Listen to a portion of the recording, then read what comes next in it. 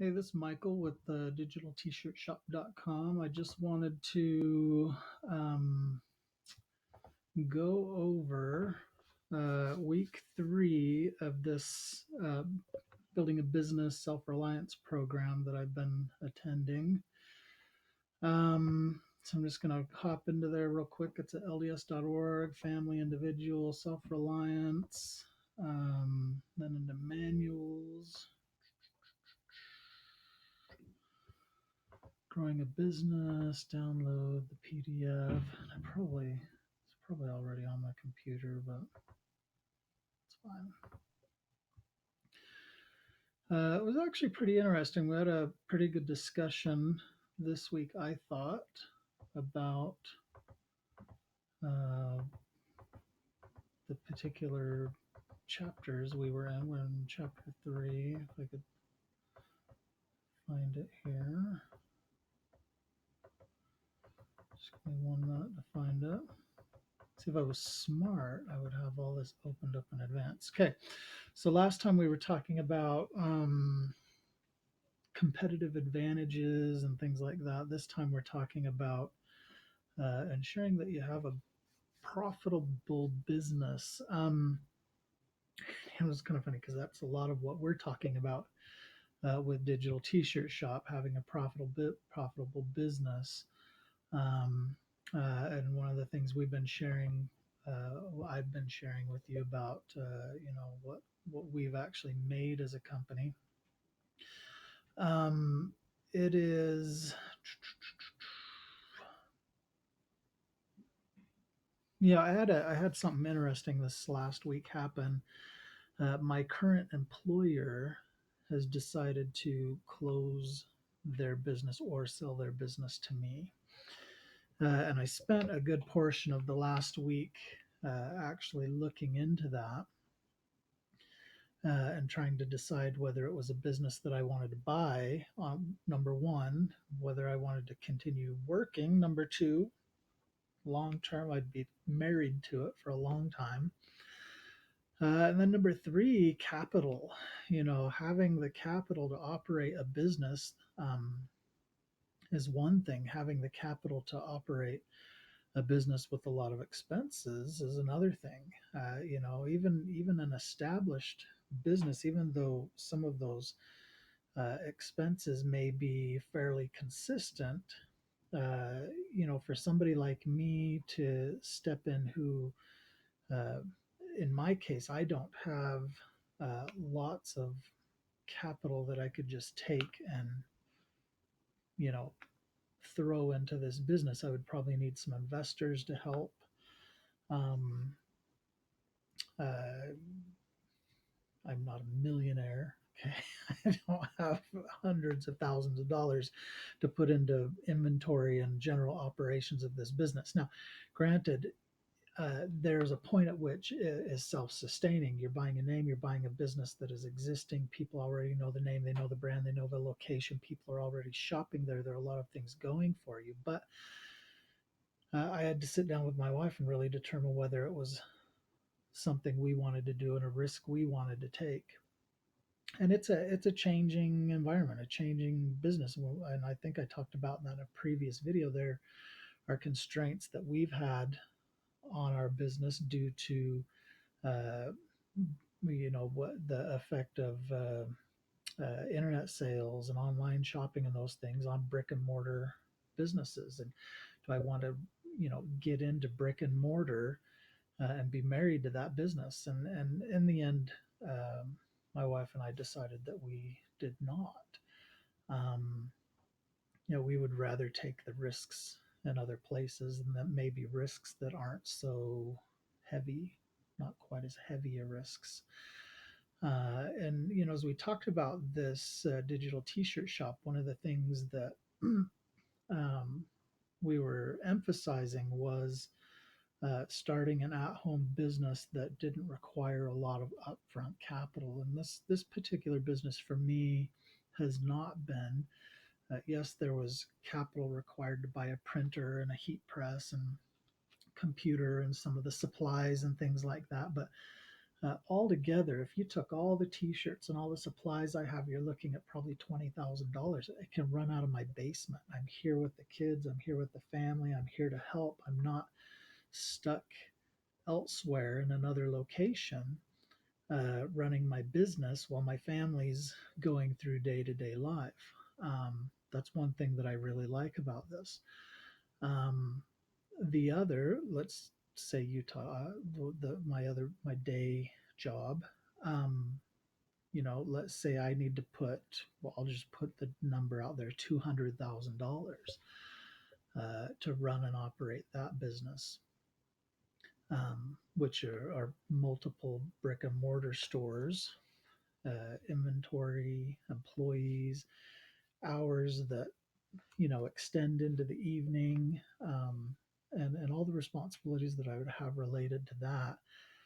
Um, there are pros and cons to it, but when I weigh the choices, um, you know, owning my own brick and mortar store is going to take a lot more of my time and resources and require me to be gone a lot more. And if I'm somebody who maybe doesn't have $200,000, there is a ton of risk that is also associated with that as well, and acquiring and being responsible for that level of debt. Um, Unless I can get somebody else to pony it up. So anyhow, this this chapter, that we went through was actually pretty good in talking about this. And one of the things that they talked about was one of the main things they talked about. Um, Now it is religious base, LDS Church. They talk about making sure that you offer your tithes and offerings. And I know I've listened enough to Dave Ramsey that I know he even says give. Whether it's not to your church or if you're not a member of a church, it's still important to give to other people. And so that right there could be changed into give. But we have money, we give our tithes and offerings, we save. Then we look at our current expenses, and looking at whether we're being responsible with our money. It goes into measuring your finances, keeping a budget of what you're spending money on. First, look at what you're spending your money on. Are you spending too little or too much, or do you think you're spending the right amount in all of these areas? And like I look at my family, every time we go out to eat, it's like 40 to $50. It's expensive. And you can go shopping, and for 40, $50 you could have food for a whole week for your house. So this is, or most of the week, depending upon what you buy and eat. This is an area in which a lot of families spend a lot of money. Groceries, you could also get out of control with the type of groceries you're buying, especially if you're not planning your meals. Snacks and beverages. My wife loves to go by that Sodalicious place where you get all the different flavored sodas. Um, I know they probably don't have them in other places around the country, but in Utah they have Sodalicious and Swig, which you can pull up and get a drink, and they charge you more, and they make fancy soda pops. It's easy to spend too much on entertainment. Some of your fixed expenses each month might be your house, your utilities, clothing would be variable, but it goes through all of your expenses, and asks you to do an evaluation, because, if you're going to go into business, managing the finances in your business is a lot like managing the finances in your household. You need to make sure that you're not overspending. They shared a couple of videos. They asked us to keep a budget going forward.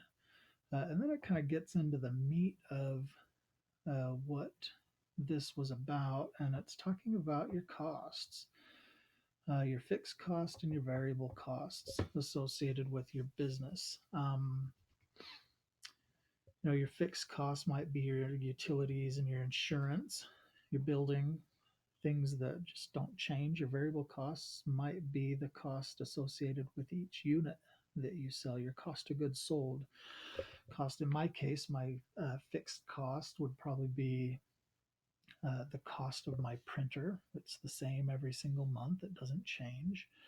My variable costs would probably be the cost of my ink, the cost of my t-shirts, the cost of the bags that I mail my uh, shirts in, different things like that.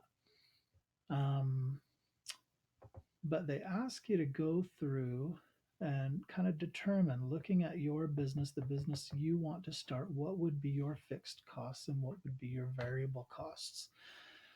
And really, the intent of this is to say, you know, does every person that start this is intended for every level of person, maybe not the most advanced person, um, but people, when they go to start a business, are they actually looking at these things? Are they looking at what's it going to cost me to do business? And it was funny, in one of the videos that they showed, there was a man and a woman who decided to do a mobile oil change service where they would actually drive to a location and change the oil for somebody in their car. And as they're talking, and it was intended to illustrate a point. And as somebody was asking them in the video how much money they made after they changed the oil, and they estimated they were making like a couple of dollars an hour, like $2 an hour or something like that they were able to pay themselves after the service was paid for. When we start a business, we need to, and this is something I have not. I look at it on my end, and I look at it a little differently. I look at it in terms of, if I can sell this number of units of T-shirts, I know what my kind of break-even point is on the number of T-shirts that I need to sell every month, and I've got an idea based on the number of T-shirts I sell, what type of an income I'm going to make, and in part because I realize that there is a fixed cost that I have and a variable cost, and then I measure my profit based on the number of units. If I sell, 500 units a month, I'm probably going to make about this much money. If I sell 1,000 units a month, I'm going to probably make about this much money. And once I get the financials kind of put together based on sales for August, you'll kind of see that. We'll talk about it a little bit more. Based on how they're explaining it in here, I'm kind of looking at it a little bit differently. And then they kind of go into some other terminology related to gross profit and net profit. And obviously, gross profit is the money that's left over after your variable costs, and net profit is after your fixed costs are put in there as well. Trying to see if there was something else. Yeah, so it basically, and if you actually took a business class, that would actually talk about a lot of this stuff. Some basic accounting, managerial accounting terminology, and math that you're doing based on figuring out what gross profit and net profit margins are. But basically, what you're doing is you're looking at your sales and doing a comparison of what your expenses are to what your revenue is to determine what your profit margins are. So, see, was there anything else that was in here? So, this was really good, and like for me, it's not necessarily helping me build my business, but it is making me stop and think again about how I'm looking at my expenses uh, in comparison to my business. Um, it is actually more than likely helping other people in the group more than it is helping me, because I guess everybody's on a different level of financial understanding. But if they do a home budget and they understand the principle of spending less than you make, then they should actually get this pretty easily. So, anyways, but that's kind of what we talked about in this class. And as for me, they give us some assignments related to, like I said, doing a budget and some of these things. Um, see, these were the challenges down here at the bottom. Have a conversation with 5 potential customers to get an idea and learn what it takes to get them to buy from me. That's probably what I will do. And I've actually been doing a little bit of that. I've got an idea for another t-shirt store, and I've been actually yesterday and this morning I've been reaching out to different people on Facebook, trying to get an idea uh, of what a particular segment of the market would be interested in as far as a brand name goes. So the intent is to get a particular person that's interested in a brand to relate to the name of the company, to hopefully look at it and possibly buy something from me because of the name. And then I'm also going to do something similar because one of the things that I've been kind of telling myself is in the t-shirt business that you're going to probably sell more dark colored shirts than light colored shirts. And I'd really like to get out and ask people to make sure that that's really the case. Am I just assuming it, or is it really factual that somebody would actually buy something from me instead of going elsewhere because I'm offering a color that they would prefer, which may be black, for example. Um, Fill out the lines under evidence and business profitability of my business planner. So they want us to do that financial analysis and then keep pondering. That's kind of it. So that's my path, week 3. Um, Starting a business. Anyhow, we'd love to have you follow us. digitaltshirtshop.com.